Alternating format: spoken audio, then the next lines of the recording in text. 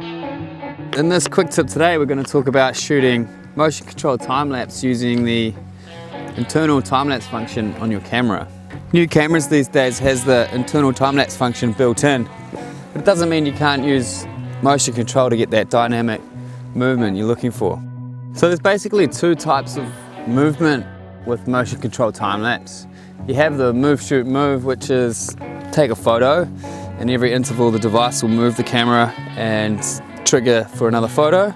And continuous is where the device will continuously move, kind of like in video mode really, and then the camera will take a photo basically whenever you program it to. Shooting time-lapse is in continuous mode versus move, shoot mode doesn't make too much difference to the end product. The two shooting styles can offer a different look in some settings, but not really on an open landscape setting like we have here today. One scenario to think about would be astro time-lapsing, where you have your shutter open for an extended amount of time. Continuous mode would cause motion blur while it moves the camera while the shutter's open.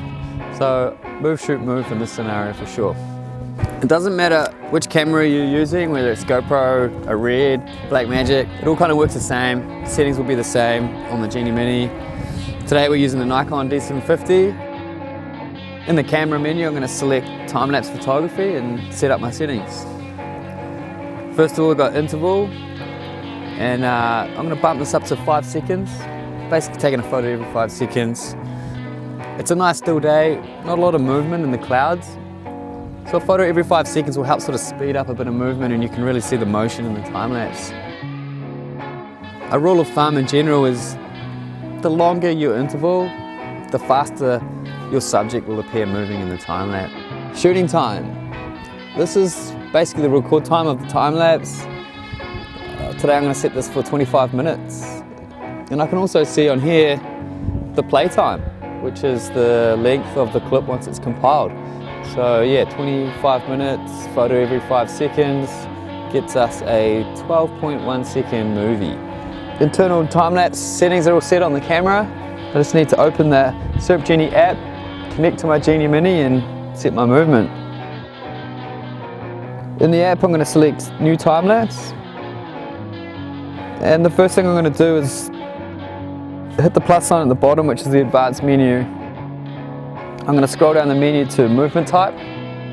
It's currently set to move, shoot, move.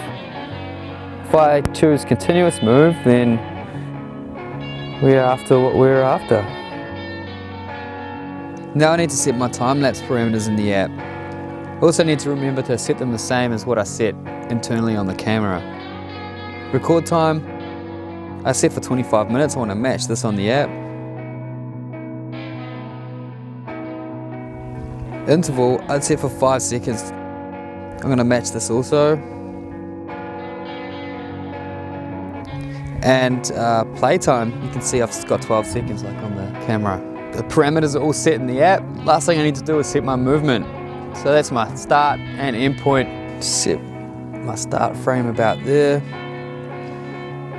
And I'll set my end frame to about 56 degrees and see what that looks like. It doesn't really matter because I can adjust the endpoint after I've previewed it. I'll hit preview.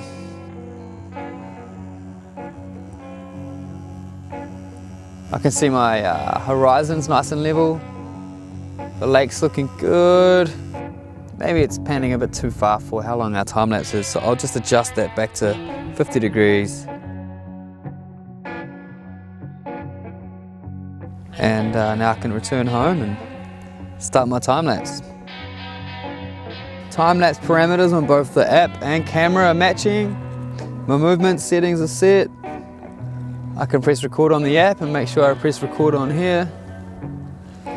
And in 25 minutes we'll have a time-lapse.